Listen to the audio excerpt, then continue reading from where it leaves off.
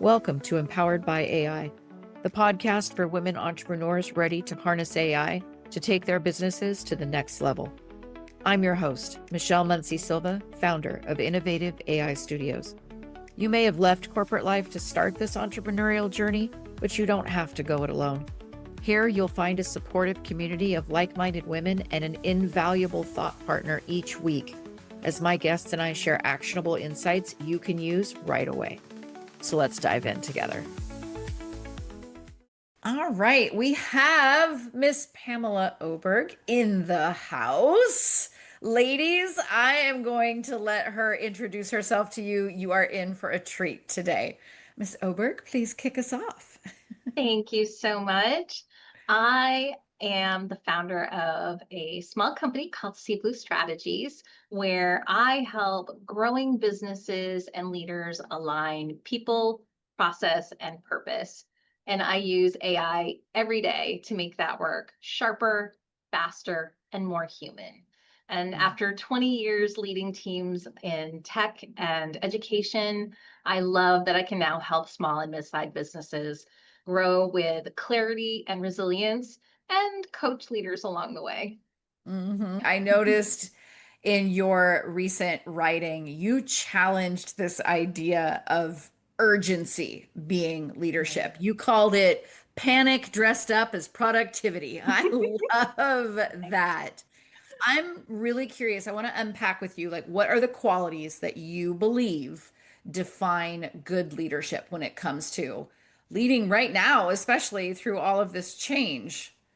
So much change. Absolutely. So, when I talk about urgency not being leadership, what I mean is that moving fast without clarity is really just panic dressed up as productivity. And good leadership during change isn't about being the loudest or the fastest, it's about being the steadiest. So, the qualities that I look for start with clarity. We need to have a clear picture of where we're going and why. The why is really important. Then, consistency. As leaders, we need to show up steady, even when things get messy, and they will get messy, so that our teams know that we are the anchor, not some kind of weather vane. We're not just flipping around as the wind blows. And then, of course, add in empathy because change lands differently for everyone. And we have to be able to accommodate and make space for all the different reactions to change that we're going to get so that we can gain buy-in and earn trust and be able to move forward towards those goals. And at the end of the day, as leaders, transparency. Be honest about what you know, what you don't, and what's still in progress. So I think, and I write a lot about this, when leaders balance people, process, and purpose, change has a much higher chance of succeeding because it's not just about launching a new system, chasing the shiny, announcing the new org chart. It's about making sure that people are equipped, workflows are updated, and the purpose is undeniable. And I would love to give an example if I could. Oh, I want you to. So I once worked with an organization where my colleagues joked that they were going to start a betting pool because, and it was what is Pamela's title going to be this year? Because my title changed 4 years in a row. And there wasn't clarity around why it needed to change. Sometimes my function changed a little bit, but not a lot. And there was no consistency because it kept changing. I was never really given a vote, nor was it a conversation. So I don't feel like there was a lot of empathy. And I was never really able to understand the why. Like there didn't seem to be a why. There were a lot of words spoken sometimes, but they didn't actually say anything. And when that was a change that really only impacted me, but I think it's a really good example of how, oh, we're getting ready to start the new fiscal year. That's urgent that we change Pamela's title. Why? Why?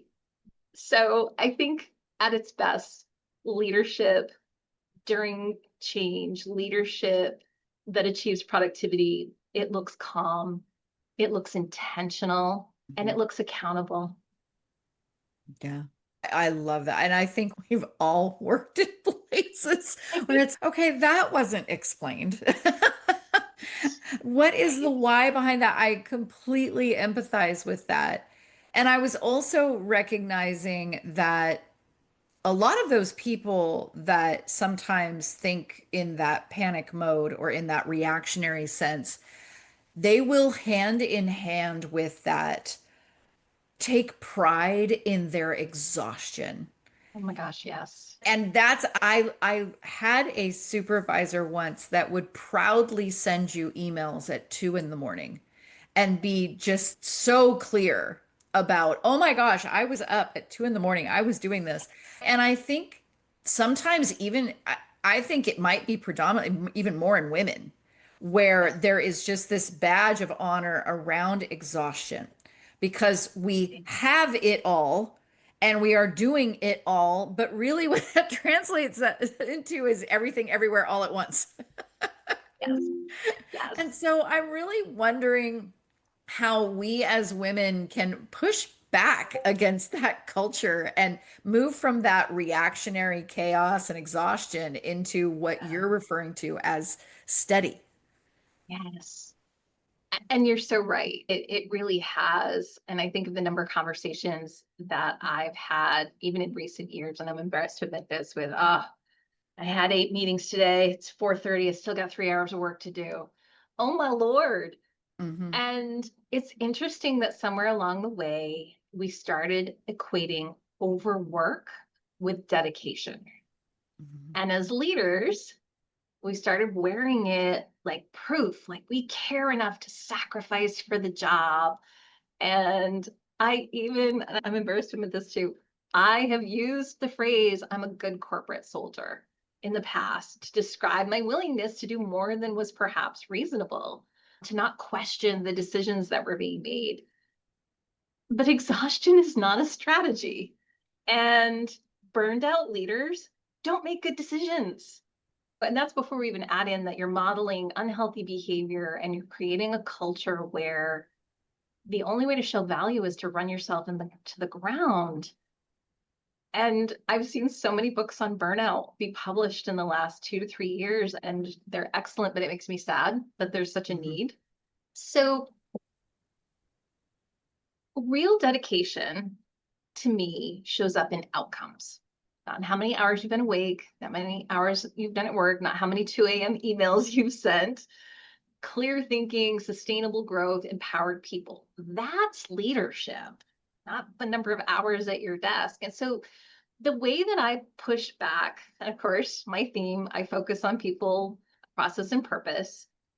And one way that I can exhibit that is by designing systems where Hmm. leaders don't have to be martyrs for progress and where energy is protected as a critical resource.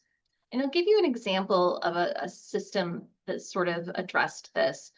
So I once was working with some leaders who they were truly burning themselves out. There was a lot of running around. We were client facing team, and the leaders, my colleagues, felt that it was their responsibility to close all these gaps. And they were effectively the safety net for the work that we were doing. And we were fortunate enough, we had a leader come in above us who gave us an opportunity. And we redesigned a particularly problematic workflow. And we did that by making sure that the handoffs were really clear. We created a shared dashboard. So the status and the tasks were always visible to everyone who was involved in this. We clearly defined roles and responsibilities, and we identified escalation paths.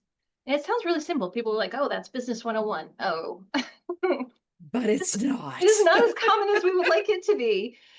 And it really, what it allowed us to do was we were able to we were able to prevent issues because we were able to identify risks and mitigate them before they came issues. We quieted a lot of noise because we no longer had teams across the company chasing information like, what's the status of this? I don't know. I'll ask this person. I'll ask that person. No, everyone knew the status and everyone knew who to ask. And it just, it brought the exhaustion down. It brought the frustration down. It quieted the noise. It was so incredibly powerful. And it was just one workflow. We needed to do this to many, but it was also a great proof of concept. Hey, we can measure impact having made this change. And now when I think of having AI, I'm like, oh my goodness, the things I could fix if I could go back in time and bring my AI with me. But the reality is, exhaustion just doesn't make you a better leader. It just makes you tired. And I love that you brought up you can measure impact by the calmness that ensued because it reminds me, my dad always said you can measure if the food was good by how quiet it is at the table. Yes. It's like I'm busy eating, I'm not talking. This is so good. I'm gonna keep eating. So I'm not talking right now. And I always thought, oh my God, that's perfect. And what you just said that totally sprang to mind is if there is calm in your environment, wait a minute, maybe that's proof of impact right there. Yes. We're not just reacting. And I always wonder why, because I think sometimes AI adoption, if done in the wrong way, is the exact opposite of that. It creates a ton of noise.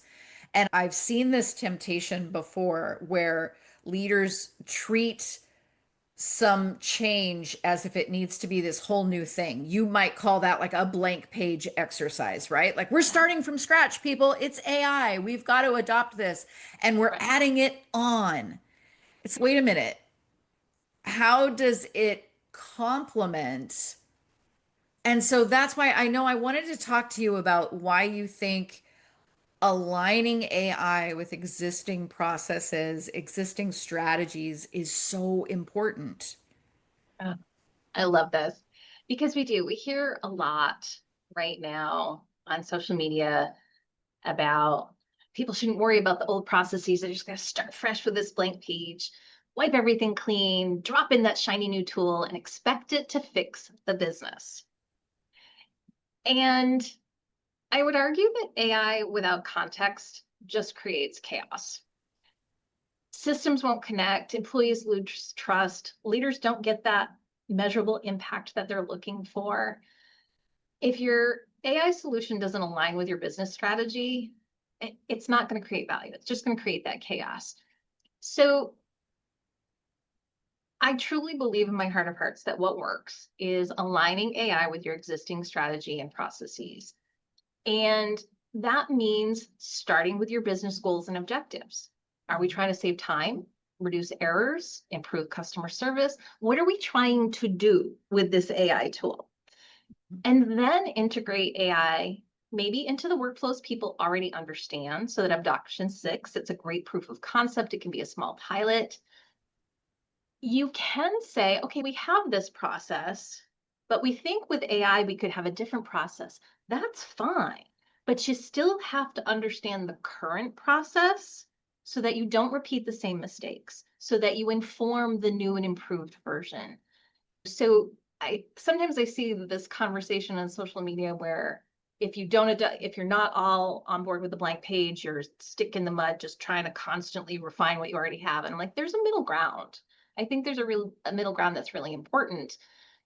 And I reflect on the MIT analysis that came out that said 95% of Gen AI pilots don't return value.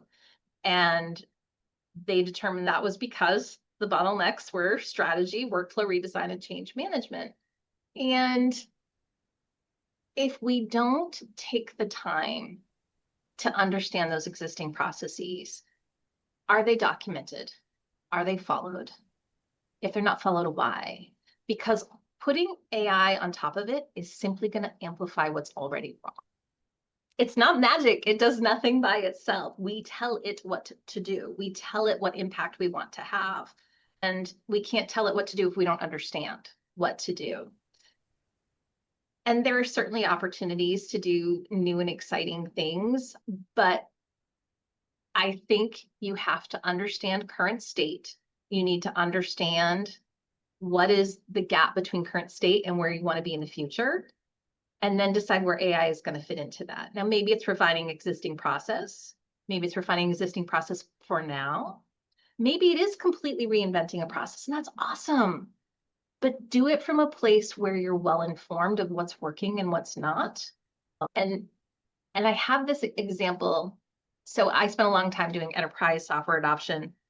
And a lot of the time, companies would say, oh, we're going to implement SAP, we're going to implement Salesforce, we're going to implement Cecil, it's going to fix all our problems.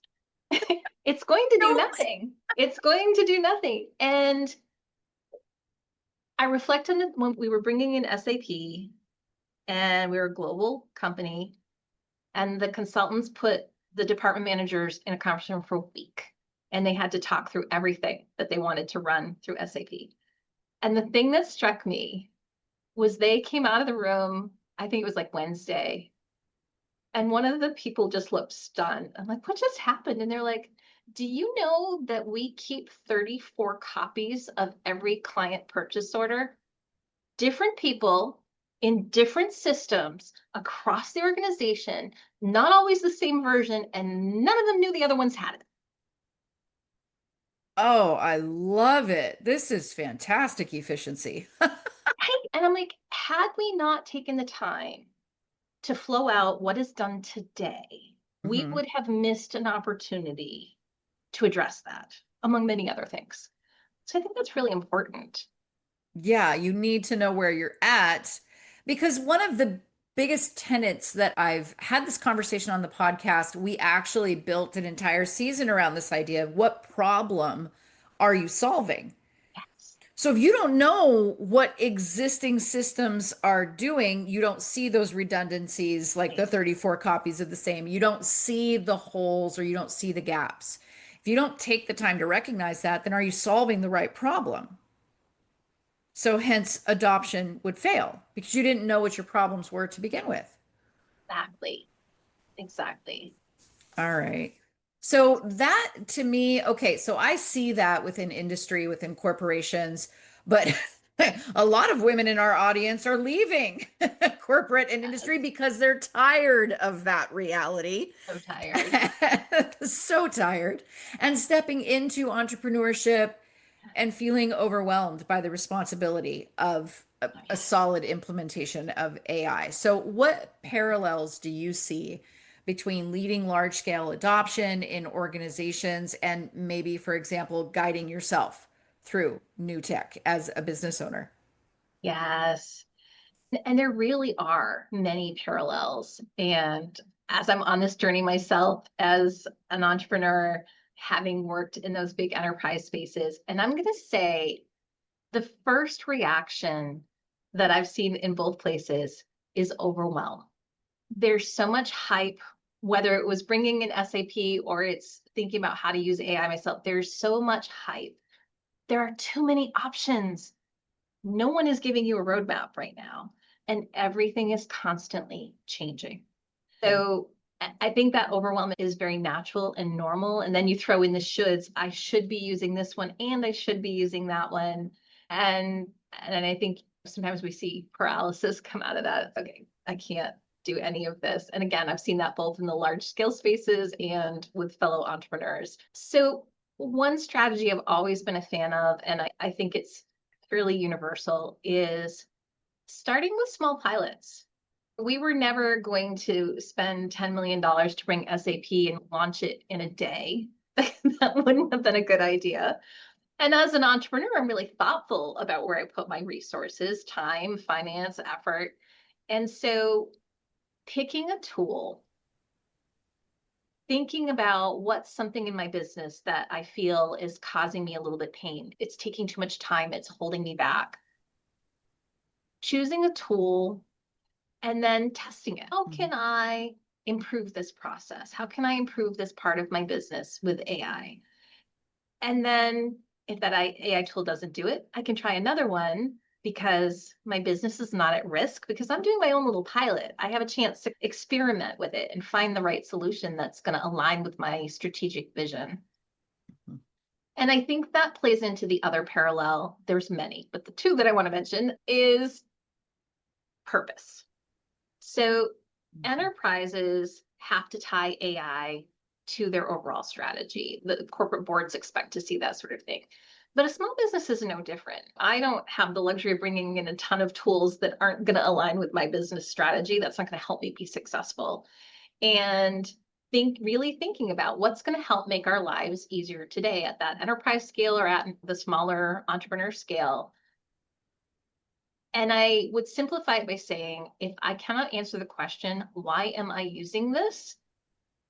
Then I haven't prepared well enough and it's just noise. If we start AI adoption small, intentional, and tied to purpose, then I think we're setting ourselves up pretty well for success.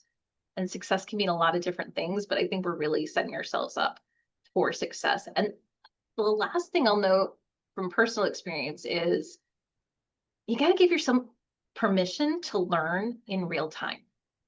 You don't have to be perfect. You don't have to know everything about AI ahead of time. You just have to start. Just start. And the Yeah. rest is going to come.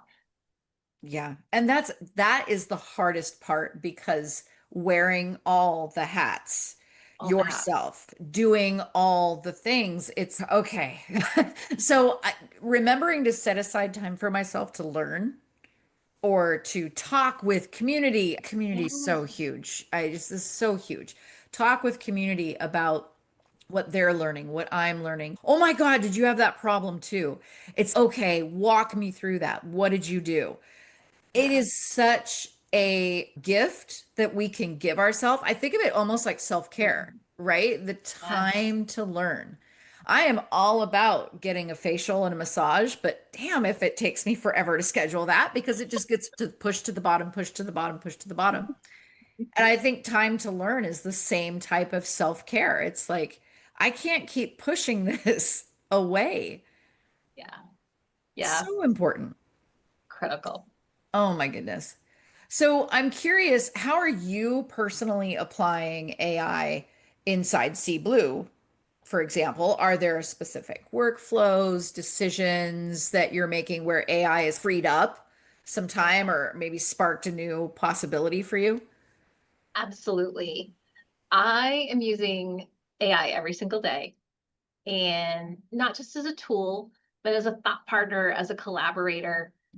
And so there's two really important areas for me as a business owner where I leverage AI.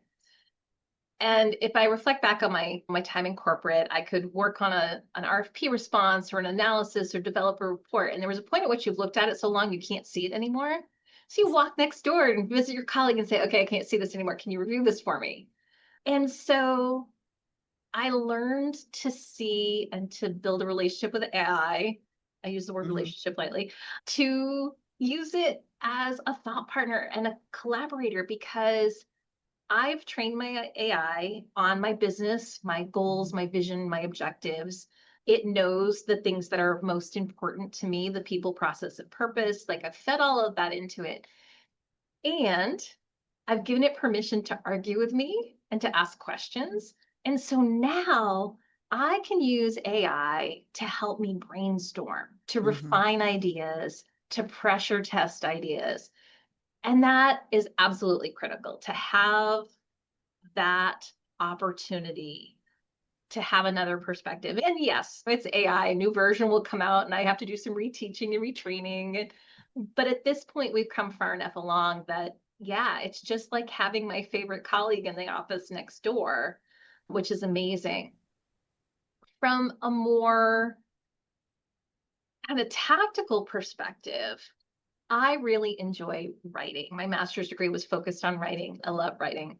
And the ability to bring content creation into my business is just absolutely wonderful. I love to be out there sharing about leadership and building community, because I think that's critical. And I of course want to do it across multiple channels. So I'm on LinkedIn, I'm on Substack, I'm even on TikTok.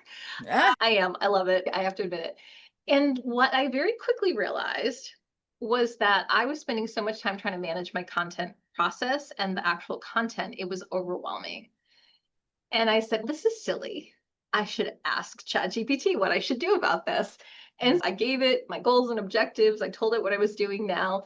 And together we built a whole content management system for me.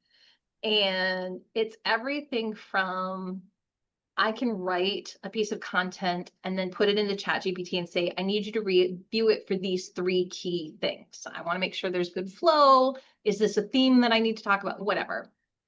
But we also have this whole system of where I store my content, how I track themes, how I track what performed well, whether I used it for LinkedIn posts and a newsletter or not. AI has streamlined that for me to such a degree that now I can say to ChatGPT, hey, what haven't I written about in a while? And it'll be like, oh, these are the 2 themes you need to get back to. Okay. And I'll go write something. And then I come back and say, okay, here it is. How'd I do? And they'll be like, this is a little bit general. This is a little Did bit you train it vague. to say, I get funny responses from ChatGPT.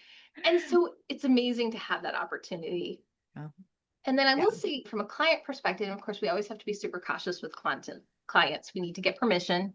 We need to be very clear about what we're doing.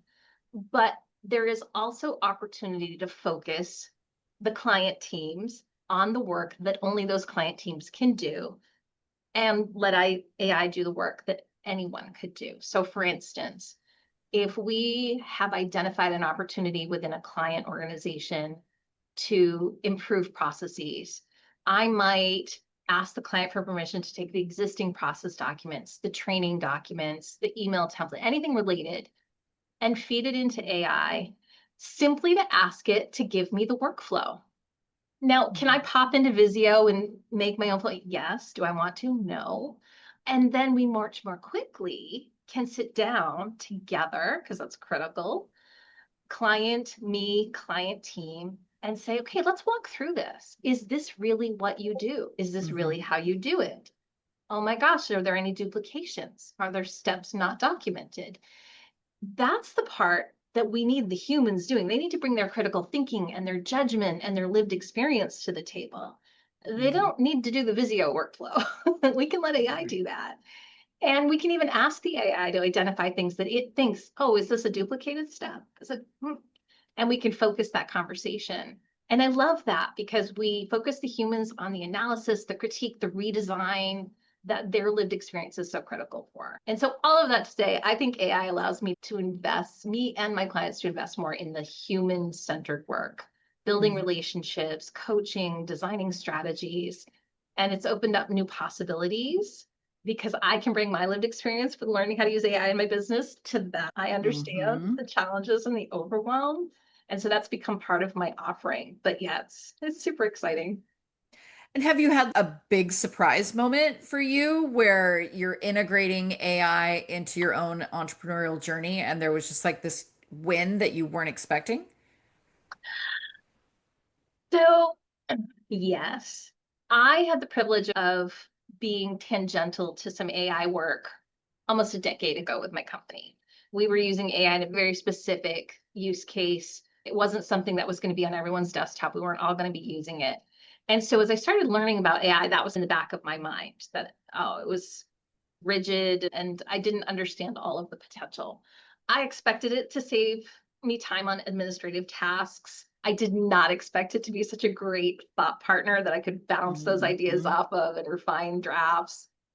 And the other thing that I guess I just didn't think about it, but the learning curve for AI is so different than anything else I've ever worked with.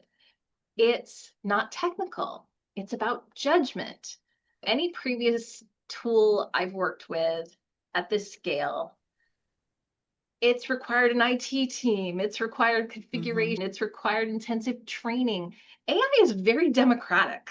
Like anyone, anytime can just dive in and figure it out. And I've learned to value the judgment that humans bring to the table and that we can't expect perfection from it. We can expect drafts, sparks of ideas, acceleration. I'm working much faster with AI. And I think the other aspect of that surprise is that AI hasn't replaced my work. It has freed me up to focus on the parts that I believe only I can do. We all talk about the human in the loop, and that's real. The humans are really important in all of this. Yeah. Yeah. I was just listening to, who was it? I think it was a podcast, and Neil deGrasse Tyson was on it. And he said, I really do think there are going to be moments where we just say no. We don't want AI to do that because the human is so important in this. So that statement, when he said that, I thought, okay, that because we've always said human in the loop, but the way he phrased it, it just woke me up to no, I don't want that to be done. And it really hit me because I think so many times it's like you were saying, we're used to that reactionary, we're in the moment. Oh my God, AI, I don't want to be behind. I'm going to implement. But no, sometimes there are moments where it needs to be your voice, your judgment, all those things that you just said. 100%. And so that is so echoed out there, I think, by many. So if we have a woman listening right now, hesitating to take a step with AI, what's the one challenge that you would gauntlet thrown? What is that challenge? You would challenge her to try what? I would say, first and foremost, that hesitation is normal. AI feels big, it's hyped, it's messy. The articles that are all so clickbaity, and that can be really intimidating. I think the other part of that mindset shift is accepting that you don't have to master it all at once. You don't need to know every tool. You don't need to know every trend. You just need to get curious. Try one thing. Try one tool. See how it fits into your world. That's enough to get started. And my suspicion for most people is it's like potato chips. If you try one, you're gonna want more. You're going to, because it is efficient once you get going, and it is fun. I can't remember the last time certain work activities were actually fun, and it's fun with AI because AI isn't replacing our value. It is giving us the opportunity to amplify our value, our skills, our insight, the human leadership that we can bring to the table in whatever capacity. AI can strengthen that all. It's not going to take it away from us. And I will say, I struggle with this. It doesn't have to be perfect. It just has to be your first step. Progress. Just keep focusing on progress. You get a little bit more comfortable. You get a little bit more fluent. You have a little bit more fun. And then within a very short period of time is my bet for most people, possibilities start opening up. And then you're like, oh, I could do this. Oh, now I have time to do this other cool thing I've been wanting to do. And oh, that's going to get caught up. It's been on my to-do list for 2 months and I didn't want to do it. I'm going to have AI do it. And I think that's amazing. So many possibilities can open up if you just take that first step. It's okay to hesitate. It's okay to have to really wrap your mind around, I don't have to be an expert. I don't have to be perfect. Just take that first step. Words of encouragement coming from an authority such as yourself are much appreciated. We are all the better for having listened to you. So thank you so much. Thank you for having me. This was so wonderful. I appreciate the heck out of you. It was my pleasure. Thank you for tuning in to Empowered by AI. If today's episode sparked ideas, don't wait. Follow the link in the show notes to visit innovativeaistudio.com and download your free resource, created to help you put today's insights into practice. Be sure to subscribe so you don't miss out on future episodes packed with more tips, tools, and inspiring stories. Until next time, stay empowered and keep innovating.